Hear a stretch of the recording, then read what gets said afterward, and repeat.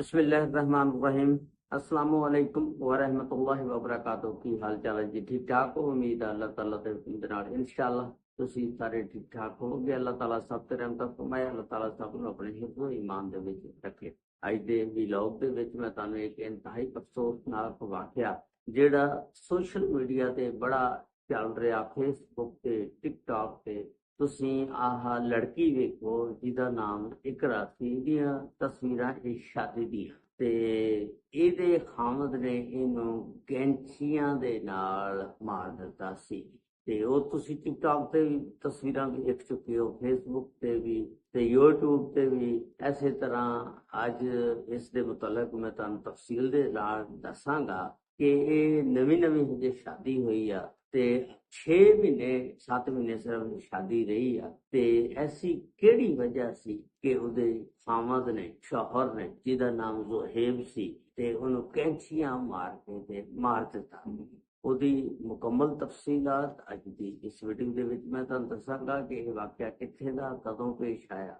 ਇਹ ਵਾਕਿਆ ਜਿਹੜਾ ਮਾਨਾ ਵਾਲੇ ਦਾ, ਸ਼ੇਖੂਪੁਰੇ ਦੇ ਕੋਲ। ਮਾਨਾ ਵਾਲੇ ਉੱਥੇ ਇੱਕ ਫੈਮਿਲੀ ਰਹਿੰਦੀ ਹੈ। ਉਸ ਫੈਮਿਲੀ ਦੇ ਸਰਬਰਾਹ ਦਾ ਨਾਮ ਸੀ ਅਖਤਰ। ਅਖਤਰ ਇੱਕ ਚੌਕੀਦਾਰੇ ਦਾ ਕੰਮ ਕਰਦਾ ਸੀ। ਅਖਤਰ ਦੀ ਬੀਵੀ ਦਾ ਨਾਮ ਸੀ ਨੁਸਰਤ। ਉਹਨਾਂ ਦੇ 6 ਬੱਚੇ ਸੀ, ਜਿਹਦੇ ਵਿੱਚੋਂ 4 ਬੱਚੀਆਂ ਤੇ 2 ਬੱਚੇ। ਤੇ ਅਖਤਰ ਨੇ ਆਪਣੀਆਂ 2 ਬੱਚੀਆਂ ਦੀ ਸ਼ਾਦੀ ਪਹਿਲੋਂ ਕਰ ਦਿੱਤੀ ਸੀ। ਇਕਰਾ ਜਿਹੜੀ ਆ ਇਹ ਤੀਸਰੇ ਨੰਬਰ ਤੇ ਸੀ। ਉਸ ਤੋਂ ਛੋਟੀ ਇੱਕ ਭੈਣ ਸੀ ਤੇ ਉਸ ਤੋਂ ਛੋਟੇ ਫਿਰ 2 ਭਰਾ ਸੀ। ਇਕਰਾ ਜਿਹੜੀ ਤੀਸਰੇ ਨੰਬਰ ਤੇ ਸੀ, ਜਦੋਂ ਉਹਦੀ ਸ਼ਾਦੀ ਦਾ ਟਾਈਮ ਆਇਆ, ਇਹ ਇਸ ਤਰ੍ਹਾਂ ਵਾਕਿਆ ਹੋਇਆ ਕਿ ਇੱਕ ਆ ਪਾਣੀ ਜਿਹੜੇ ਘਰਾਂ ਦੇ ਵਿੱਚ ਵਾਟਰ ਸਪਲਾਈ ਦਾ ਦਿੰਦੇ ਨੇ, ਆ ਪਾਣੀ ਵਾਲੇ ਕੈਨ ਭਰ ਕੇ ਦਿੰਦੇ ਨੇ, ਉਹ ਪਾਣੀ ਭਰਨੇ ਵਾਲਾ ਰੋਜ਼ ਉਹਨਾਂ ਦੇ ਘਰ ਆਂਦਾ ਸੀ ਔਰ ਪੂਰੇ ਗਲੀ ਮੁਹੱਲੇ ਦੇ ਵਿੱਚ ਪਾਣੀ ਭਰ ਕੇ ਜਾਂਦਾ ਸੀ। ਉਹਦਾ ਨਾਮ ਸੀ ਰਿਜ਼ਵਾਨ। ਕਿਉਂਕਿ ਜਿਹੜਾ ਬੰਦਾ ਪਾਣੀ ਦੇ ਕੇ ਜਾਂਦਾ ਉਹਨੂੰ ਪਤਾ ਹੁੰਦਾ ਕਿਹੜੇ ਘਰ ਦੇ ਵਿੱਚ ਕੌਣ ਆ ਤੇ ਕਿਸ ਤਰ੍ਹਾਂ ਹੈ ਤੇ ਕਿਹੜੀ ਬੱਚੀ ਆ ਕਿਸ ਤਰ੍ਹਾਂ। ਤੇ ਉਹਨੇ ਇਕਰਾ ਨੂੰ ਵੇਖਿਆ ਸੀ ਕਿ ਅਜੇ ਇਹਦੀ ਸ਼ਾਦੀ ਨਹੀਂ ਹੋਈ ਤੇ ਇਕਰਾ ਦੇ ਵਾਲਦ ਦੇ ਨਾਲ, ਅਖਤਰ ਦੇ ਨਾਲ ਰਿਜ਼ਵਾਨ ਨੇ ਗੱਲ ਕੀਤੀ ਕਿ ਤੇਰੀ ਸ਼ਾਦੀ ਜਿਹੜੀ ਆ ਬੱਚੀ ਦੀ, ਉਹ ਮੈਂ ਕਿਤੇ ਕਰਵਾ ਨਾ ਦਵਾਂ। ਇੱਕ ਲੜਕਾ ਬਹੁਤ ਅੱਛਾ, ਤੇ ਅਗਰ ਤੂੰ ਕਵੇਂ ਤੇ ਮੈਂ ਉਸ ਲੜਕੇ ਦੇ ਘਰ ਵਾਲਿਆਂ ਨਾਲ ਗੱਲ ਕਰਾਂ ਤੇ ਤੇਰੀ ਬੱਚੀ ਦੀ ਸ਼ਾਦੀ ਕਰਵਾ ਦਿਆਂ। ਅਖਤਰ ਜਿਹੜਾ ਸੀ ਵਾਲਦ ਇਕਰਾ ਦਾ, ਉਹ ਕਹਿਣ ਲੱਗਾ ਕਿ ਠੀਕ ਹੈ, ਤੂੰ ਸ਼ਾਦੀ ਕਰਵਾ ਦੇ, ਕਿਉਂਕਿ ਰਿਸ਼ਤਾ ਜਿਹੜਾ ਵੀ ਹੁੰਦਾ ਉਹ ਕਿਸੇ ਦੇ ਥਰੂ ਹੀ ਹੁੰਦਾ। ਤੇ ਇਸ ਤਰ੍ਹਾਂ ਰਿਜ਼ਵਾਨ ਜਿਹੜਾ ਪਾਣੀ ਭਰਨੇ ਵਾਲਾ ਸੀ, ਪਾਣੀ ਭਰ ਕੇ ਜਾਂਦਾ ਸੀ ਪੂਰੇ ਮੁਹੱਲੇ ਦੇ ਵਿੱਚ, ਉਹਨੇ ਲੜਕੇ ਵਾਲਿਆਂ ਦੇ ਨਾਲ ਗੱਲ ਕੀਤੀ। ਲੜਕੇ ਵਾਲੇ ਕਹਿਣ ਲੱਗੇ ਕਿ ਠੀਕ ਆ, ਉਹਨਾਂ ਨੂੰ ਕਹੋ ਕਿ ਸਾਡੇ ਲੜਕੇ ਨੂੰ ਆ ਕੇ ਵੇਖ ਲੈਣ। ਹੁਣ ਇਕਰਾ ਦੇ ਵਾਲਦੈਨ ਜਿਹੜੇ ਨੇ ਉਹ ਲੜਕੇ ਵਾਲਿਆਂ ਦੇ ਘਰ ਜਾਂਦੇ ਨੇ। ਉਹਨਾਂ ਦਾ ਜਿਹੜਾ ਲੜਕਾ ਹੁੰਦਾ, ਇਕੱਲਾ ਹੀ ਪੁੱਤ ਹੁੰਦਾ, ਉਹਦਾ ਨਾਮ ਹੁੰਦਾ ਜ਼ੁਹੈਬ। ਜ਼ੁਹੈਬ ਦੇ ਵਾਲਦ ਦਾ ਨਾਮ ਹੁੰਦਾ ਸਮਰ ਸਾਰੀ ਔਰ ਇਹਦੀ ਵਾਲਦਾ ਦਾ ਨਾਮ ਹੁੰਦਾ ਅਜ਼ੀਜ਼ਾ ਬੀਬੀ। ਹੁਣ ਇਹ ਇਕਰਾ ਦੇ ਵਾਲਦੈਨ ਰਿਸ਼ਤਾ ਦੇਖਣ ਵਾਸਤੇ ਉਹਨਾਂ ਦੇ ਘਰ ਚਲੇ ਜਾਂਦੇ ਨੇ, ਲੜਕੇ ਵਾਲਿਆਂ ਦੇ ਜ਼ੁਹੈਬ ਨੂੰ ਦੇਖਣ ਵਾਸਤੇ। ਜਿਸ ਵੇਲੇ ਉੱਥੇ ਪਹੁੰਚਦੇ ਨੇ, ਇਹਨਾਂ ਨੂੰ ਰਿਸ਼ਤਾ ਜਿਹੜਾ ਉਹ ਪਸੰਦ ਆ ਜਾਂਦਾ ਤੇ ਆਪਸ ਵਿੱਚ ਇਹ ਬਹਿ ਕੇ ਗੱਲਬਾਤ ਕਰ ਲੈਂਦੇ ਨੇ ਤੇ ਇੱਕ ਦੂਜੇ ਨਾਲ ਮੇਲ ਮਿਲਾਪ ਕਰਦੇ ਨੇ। ਉਹ ਵੀ ਫਿਰ ਆਂਦੇ ਨੇ, ਮੰਗਣੀ ਸ਼ੰਗਣੀ ਹੁੰਦੀ ਹੈ। ਉਸ ਤੋਂ ਬਾਅਦ ਫਿਰ ਇਹ ਕਹਿੰਦੇ ਨੇ ਕਿ ਹੁਣ ਆਪਾਂ ਸ਼ਾਦੀ ਕਰ ਲਈਏ। ਸ਼ਾਦੀ ਦਾ ਟਾਈਮ ਆ ਜਾਂਦਾ ਤੇ ਸ਼ਾਦੀ ਜਿਹੜੀ ਆ 24, 25, 26 ਜਨਵਰੀ ਨੂੰ ਰੱਖੀ ਜਾਂਦੀ ਆ 2025 ਦੇ ਵਿੱਚ ਹੀ। ਤੇ ਜਿਸ ਵੇਲੇ ਸ਼ਾਦੀ ਫਿਕਸ ਹੋ ਜਾਂਦੀ ਆ, 24 ਨੂੰ ਮਹਿੰਦੀ, 25 ਨੂੰ ਬਰਾਤ, 26 ਨੂੰ ਵਲੀਮਾ। ਹੁਣ ਇਕਰਾ ਨੂੰ ਵਿਆਹ ਕੇ ਇਹ ਆਪਣੇ ਘਰ ਲੈ ਆਉਂਦੇ ਨੇ ਮਾਨਾ ਵਾਲੇ। ਉਸ ਤੋਂ ਬਾਅਦ ਤੁਹਾਨੂੰ ਪਤਾ ਜਿਸ ਵੇਲੇ ਨਵੀਂ ਸ਼ਾਦੀ ਹੁੰਦੀ ਆ ਤੇ ਸਾਰੇ ਚਾਹੁੰਦੇ ਨੇ ਕਿ ਅਸੀਂ ਵੀ ਉਹਦੀ ਦਾਵਤ ਕਰੀਏ, ਉਹਦੀ ਵੀ ਦਾਵਤ ਕਰੀਏ। ਯਾਨੀ ਹਰ ਪਾਸਿਓਂ ਦਾਵਤਨਾਮੇ ਆਉਂਦੇ ਨੇ ਜੀ, ਅੱਜ ਸਾਡੇ ਘਰ ਤੁਹਾਡੀ ਰੋਟੀ, ਅੱਜ ਸਾਡੇ ਘਰ ਰੋਟੀ ਹੈ ਜੀ, ਉਹ ਦਾਵਤ।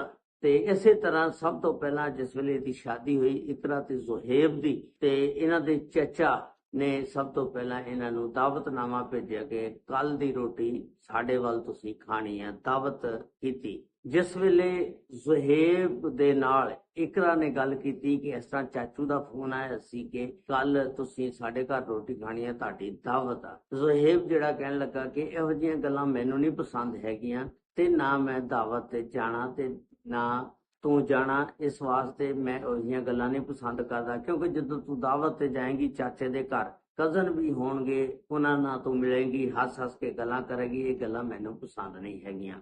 ਇਸ ਤਰ੍ਹਾਂ ਫਿਰ ਇਹ ਉੱਥੇ ਦਾਵਤਨਾਮੇ ਤੇ ਨਹੀਂ ਗਏ।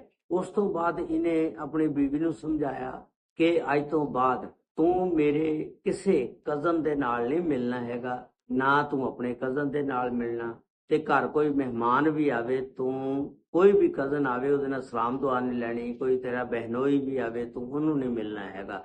यानी उन्हें पाबंदी ला दी इकरा दे उत्ते ज़ुहैब ने, क्योंकि वो बहुत शक्की मिजाज बंदा सी। जिहड़ा बंदा शक करे ना ते शक दे विच फिर हर शै दा बेड़ा गर्क हो जांदा ते इस तरह घर नहीं चलदे हैगे।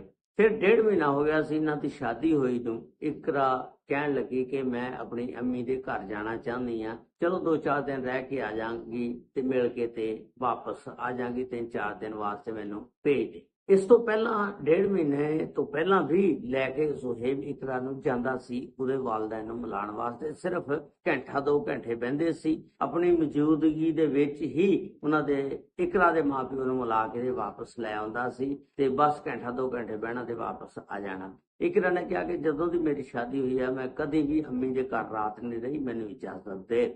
ਤੇ ਉਹਨੇ ਕਿਹਾ ਬਿਲਕੁਲ ਨਹੀਂ ਤੈਨੂੰ ਇਜਾਜ਼ਤ, ਤੂੰ ਹੁਣ ਆਪਣੀ ਅੰਮੀ ਅੱਬੇ ਦਾ ਘਰ ਭੁੱਲ ਜਾ, ਇਹ ਤੇਰਾ ਘਰ ਆ, ਤੂੰ ਇੱਥੇ ਹੀ ਰਹਿਣਾ। ज़ुहैब ਨੇ ਇਕਰਾ ਨੂੰ ਨਾ ਜਾਣ ਦਿੱਤਾ। ਉਸ ਤੋਂ ਬਾਅਦ ਫਿਰ ਹੁਣ ਇਹਨਾਂ ਦੀ ਸ਼ਾਦੀ ਨੂੰ 6 ਮਹੀਨੇ ਹੋ ਗਏ ਸੀ। ਇਹ ਇਕਰਾ ਉਮੀਦ ਦੇ ਨਾਲ ਵੀ ਹੋ ਗਈ ਸੀ, ਯਾਨੀ ਬੱਚਾ ਬੱਚੀ ਵੀ ਹੋਣੇ ਵਾਲਾ ਹੋ ਗਿਆ ਸੀ।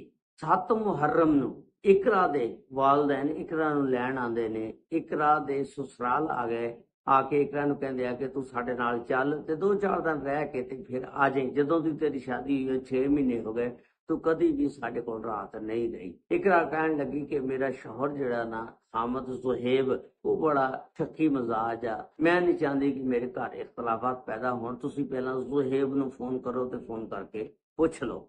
ज़ुहैब ਨੂੰ ਇਹਨਾਂ ਨੇ ਫੋਨ ਕੀਤਾ। ज़ुहैब ਨੇ ਫੋਨ ਤੇ ਤਾਂ ਕਹਿਤਾ हामी ਭਰ ਲਈ, ਠੀਕ ਹੈ ਤੁਸੀਂ ਇਕਰਾ ਨੂੰ ਲੈ ਜਾਓ। ਤੇ ਇਕਰਾ ਨੂੰ ਲੈ ਕੇ ਆਪਣੇ ਘਰ ਜਿਸ ਵੇਲੇ ਆ ਜਾਂਦੇ ਨੇ ਤੇ ਉਸ ਤੋਂ ਬਾਅਦ ਸ਼ਾਮ ਨੂੰ 7 ਮੁਹर्रम ਨੂੰ ਇਹ ਵਾਪਸ ਚਲ ਜਾਂਦਾ ਇਕਰਾ ਨੂੰ ਲੈਣ ਵਾਸਤੇ। ਕਹਿੰਦਾ ਚੱਲ ਹੁਣ ਤੂੰ ਆਪਣੀ ਅੰਮੀ ਅੱਬੇ ਨੂੰ ਮਾਂ ਪਿਓ ਨੂੰ ਮਿਲ ਲਿਆ ਤੇ ਚੱਲ ਹੁਣ ਆਪਾਂ ਘਰ ਆਪਣੇ ਵਾਪਸ ਚਲੀਏ। ਇਕਰਾ ਜਿਹੜੀ ਆ ਉਹ ਕਹਿੰਦੀ ਮੈਂ ਨਹੀਂ ਹਜੇ ਜਾਣਾ ਤੇ ਇਕਰਾ ਨੇ ਜਾਣ ਤੋਂ ਸਾਫ਼ ਇਨਕਾਰ ਕਰਦਾ। ਇਹਨਾਂ ਦੇ ਦਰਮਿਆਨ ਉੱਥੇ ਲੜਾਈ ਝਗੜਾ ਹੋ ਗਿਆ, ਤੂੰ ਮੈਂ ਸ਼ੁਰੂ ਹੋ ਗਈ। ਉਸ ਤੋਂ ਬਾਅਦ ਇਹ ਗੁੱਸੇ ਦੇ ਵਿੱਚ ਉੱਠਦਾ ज़ुहैब ਉੱਠ ਕੇ ਤੇ ਘਰ ਵਾਪਸ ਆ ਜਾਂਦਾ। ਫਿਰ ज़ुहैब 12 ਮੁਹर्रम ਨੂੰ ਉਹਨੂੰ ਲੈਣ ਵਾਸਤੇ ਜਾਂਦਾ। 7 ਮੁਹर्रम ਨੂੰ ਚਲੇ ਗਈ ਹੁੰਦੀ ਆ, 12 ਮੁਹर्रम ਨੂੰ ਫਿਰ ਲੈਣ ਵਾਸਤੇ ਉਹਨੂੰ ਜਾਂਦਾ ਕਿ ਚੱਲ ਹੁਣ ਚਲੀਏ, ਤੂੰ 3-4 ਦਿਨ ਹੋ ਗਏ ਆਪਣੇ ਮਾਪਿਓ ਦੇ ਘਰ ਰਹਿ ਲਈਆਂ ਤੇ ਹੁਣ ਵਾਪਸ ਘਰ ਚਲੀਏ। ਇਕਰਾ ਜਿਹੜੀ ਆ ਉਹ ਇਸ ਤਰ੍ਹਾਂ ਗੱਲਾਂ ਬਾਤਾਂ ਕਰਦੇ ਨੇ। ਹੌਲੀ ਹੌਲੀ ਇਹਨਾਂ ਦੇ ਦਰਮਿਆਨ ਤਲਖ ਕਲਾਮੀ ਪੈਦਾ ਹੋ ਜਾਂਦੀ ਆ ਔਰ ਆਪਸ ਵਿੱਚ ਹੀ ਝਗੜਾ ਇੱਥੋਂ ਤੱਕ ਵੱਧ ਜਾਂਦਾ ਕਿ ਇਹ ਕਹਿੰਦਾ ਕਿ ਤੂੰ ਜਾਣਾ ਜਾਂ ਰਹਿਣਾ। ਇਕਰਾ ਫਿਰ ਸੋਚਦੀ ਆ ਕਿ ਹੁਣ ਮੈਨੂੰ ਜਾਣਾ ਚਾਹੀਦਾ, ਘਰ ਬਸਾਉਣਾ ਚਾਹੀਦਾ। ਇਕਰਾ ਚੁੱਪ ਕਰਕੇ ਵਾਪਸ ਆ ਜਾਂਦੀ ਆ। ਉਸ ਤੋਂ ਬਾਅਦ ਫਿਰ 9 ਜੁਲਾਈ ਨੂੰ ਇਹ ਇਕਰਾ ਨੂੰ ਬੁਲਾਉਂਦਾ ਆਪਣੇ ਕੋਲ ज़ुहैब। ਉਹ ਕਹਿੰਦਾ ਕਿ ਗੱਲ ਸੁਣ ਮੇਰੀ, ਮੈਂ ਤੈਨੂੰ ਅੱਗੇ ਵੀ ਮਨਾ ਕੀਤਾ ਸੀ ਕਿ ਆਪਣੇ ਮਾਂ ਪਿਓ ਦਾ ਘਰ ਹੁਣ ਭੁੱਲ ਜਾ। ਮੇਰੀ ਅੰਮੀ ਅਬੂ ਦੀ ਜਦੋਂ ਸ਼ਾਦੀ ਹੋਈ ਸੀ, ਮੇਰੇ ਅਬੂ ਨੇ ਵੀ ਸਮਰ ਬੁਖਾਰੀ ਨੇ ਅਜ਼ੀਜ਼ਾ ਬੀਬੀ ਜਿਹੜੀ ਮੇਰੀ ਵਾਲਦਾ ਸੀ ਉਹਨੂੰ ਆਪਣੇ ਮਾਂ ਪਿਓ ਦੇ ਘਰ ਨਹੀਂ ਜਾਣ ਦਿੱਤਾ। ਇਸੇ ਤਰ੍ਹਾਂ ਹੁਣ ਮੈਂ ਤੈਨੂੰ ਵੀ ਨਹੀਂ ਜਾਣ ਦੇਣਾ। ਇਕਰਾ ਕਹਿਣ ਲੱਗੀ ਕਿ ਮੇਰੇ ਮਾਂ ਪਿਓ ਨੇ ਮੈਨੂੰ ਜੰਮਿਆ ਪਾਲਿਆ, ਆਹ ਤਾਂ ਕੋਈ ਗੱਲ ਨਾ ਹੋਈ, ਤੂੰ ਮੈਨੂੰ ਨਾ ਜਾਣ ਦਵੇਂ। ਇਸ ਤਰ੍ਹਾਂ ਵੱਧਦੀ ਗੱਲ ਤਲਖ ਕਲਾਮੀ ਝਗੜਾ ਜ਼ਿਆਦਾ ਵੱਧ ਗਿਆ ਤੇ ਇਸ ज़ुहैब ਦੇ ਕੋਲ ਦੇ ਥੱਲੇ ਕੋਈ ਕੈਂਚੀ ਪਈ ਸੀ। ਇਹਨੇ ਕੈਂਚੀ ਚੁੱਕੀ ਤੇ ਚੱਕ ਕੇ ਤੇ ਉਹਦੇ ਸਿਰ ਦੇ ਵਿੱਚ ਮਾਰਨੀਆਂ ਸ਼ੁਰੂ ਕਰ ਦਿੱਤੀਆਂ।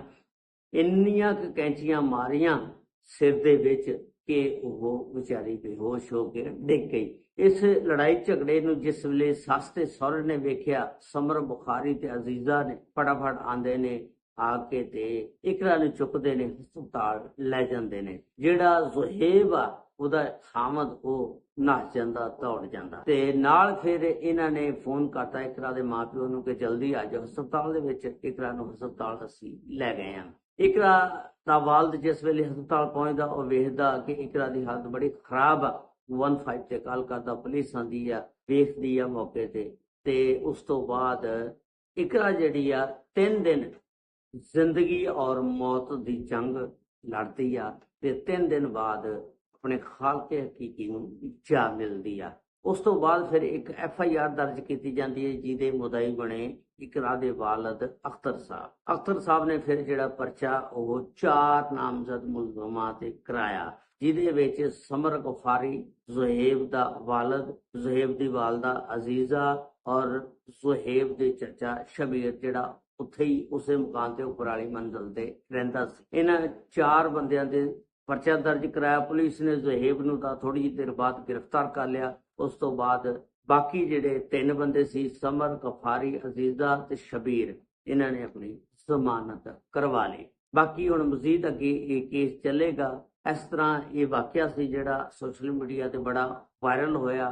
ਕੈਂਚੀ ਵਾਲਾ ਵਾਕਿਆ ਤੁਸੀਂ ਵੇਖਿਆ ਹੋਣਾ, ਬਹੁਤ ਜ਼ਿਆਦਾ ਵਾਇਰਲ ਹੋਇਆ ਸਿਰਫ ਇੱਕ ਸ਼ੱਕ ਦੀ ਬੁਨਿਆਦ ਦੇ ਉੱਤੇ, ਤੇ ਇਸ ਤਰ੍ਹਾਂ ਇਹ ਘਰ ਉਜੜ ਗਿਆ। ਇੱਕ ਨਈ ਨਵੇਲੀ ਦੁਲਹਨ ਜਿਹੜੀ ਅਜੇ 6-7 ਮਹੀਨੇ ਸ਼ਾਦੀ ਤੋਂ ਬਾਅਦ ਰਹੀ ਤੇ ਉਹਨੂੰ ਬੇਦਰਦੀ ਦੇ ਨਾਲ ਸ਼ੱਕ ਦੀ ਵਜ੍ਹਾ ਨਾਲ ਕਤਲ ਕਰ ਦਿੱਤਾ ਗਿਆ। ਅੱਲਾਹ ਤਾਲਾ ਹਰ ਇੱਕ ਦੀ ਬੱਚੀ ਦੇ ਨਸੀਬ ਅੱਛੇ ਕਰੇ, ਕਿਸੇ ਦਾ ਵੀ ਘਰ ਅੱਲਾਹ ਤਾਲਾ ਬੱਚੀ ਦਾ ਨਾ ਉਜਾੜੇ।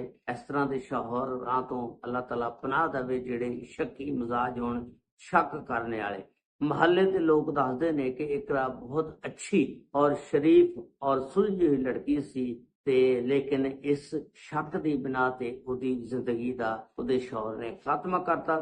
ਅੱਲਾਹ ਤਾਲਾ ਸਭ ਤੇ ਰਹਿਮਤ ਫਰਮਾਏ, ਅੱਲਾਹ ਤਾਲਾ ਸਭ ਨੂੰ ਆਪਣੇ ਹਿਫਜ਼-ਓ-ਈਮਾਨ 'ਚ ਰੱਖੇ। अस्सलामु अलैकुम व रहमतुल्लाहि व बरकातहू।